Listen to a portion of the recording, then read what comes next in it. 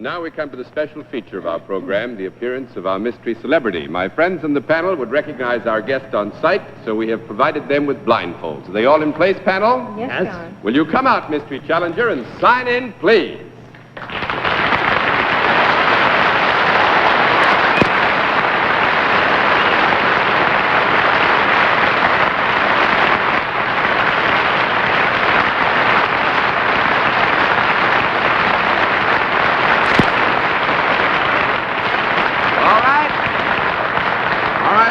Panel, as you know, in the case of our mystery challenger, we dispense with all preliminaries, get right down to the general questioning, which we will begin with Dorothy Kilgallen. Are you accustomed to appearing before audiences?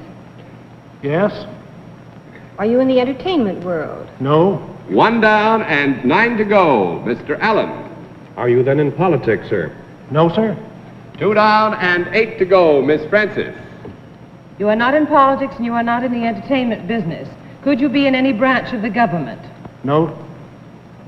3 down and 7 to go, Mr. Sir. Well, are you a representative of the sporting fraternity? No, sir. 4 down and 6 to go, Miss Kilgallen. Could we have a clarification on government, John? Yes, what would you like to have me clarify for you? Well, does government include the armed services? Beg your pardon? Does government include the armed services? Well, would you like it to include the armed services? Well, if he said no, it would be a great help to me. I mean, he said no to government already, and if that eliminated armed services, I might eliminate my getting a no. And put them all in one big bundle, and the answer would still be no, so you can go on from there. Right. Do you do your work, whatever it is, wearing an ordinary civilian dress? Yes. But you are accustomed to appearing in public. Are you in any of the arts, any of the 7 lively arts? I wouldn't think so, no. We'll flip that as 5 down and 5 to go, and I must warn you that you are getting into a term of reference which is giving you trouble. All right, Mr. Allen? Are you working? I'm having a wonderful time. Well, you're giving us a mighty rough time. You're not in the entertainment world. You're not in sports. Oh, boy. Do you work at an office building? No, I do not. 6 down and 4 to go, Miss Francis. Would you be considered in any way a businessman? Not yet.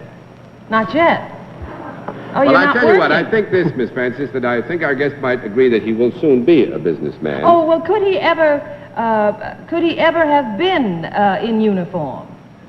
Yes.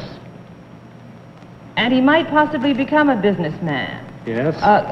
Were you ever a general? Yes. Could you be General, is Hoyt Vandenberg out of uniform? No. No, ma'am. No, don't say anything. Is General MacArthur? You want to know if this is General MacArthur? Doesn't sound like That him. makes it 7 But down. he always returns. 7 down and 3 to go. Mr. Sir. General, were you ever in Korea? Yes. Is your name compounded of 2 parts? Is there a van in front of it? Right. General Van Fleet? Van Fleet. Well, I must say, General Van Fleet, that you gave him a lot of trouble, and I'm pleased. Always like to see the panel in trouble, but I also know that this is a rather wonderful night to have you as our guest. To have one of the heroes of the Korean battlefields here with us on Armistice Night is a fine thing indeed.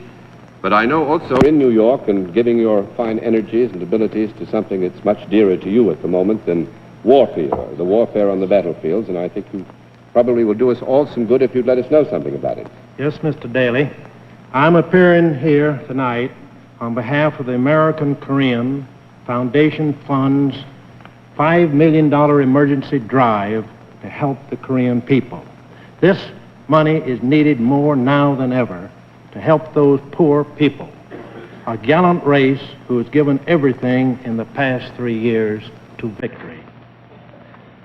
On Tuesday, July 28th, the President of the United States is appearing on the screens of 14,000 motion picture theaters, plus every television and radio station in the country on behalf of this fund. of the American Korean Foundation. You need $5 million, and I think probably nobody knows quite as well as you do, General Van Fleet, how sorely that money is needed and how very much we have a duty to help these people who have sacrificed so much. I'd certainly like to think that all of you who are with us tonight will look in on this program. It's going to have some wonderful people on it, Jack Benny and Bob Hope and Danny Kaye and Betty Hutton and William Holden and President Dwight David Eisenhower and Debbie Reynolds and Walter Pidgeon. It's going to be a great show in a very great cause. It'll be on the CBS television network at 4 p.m. on Tuesday, and it will be on the CBS radio network at 10:45 p.m. that night, I think.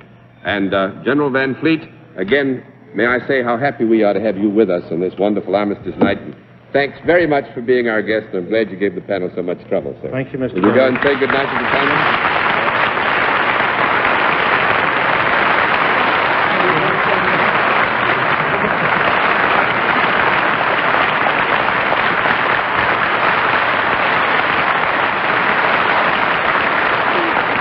A very fine soldier and a very fine gentleman.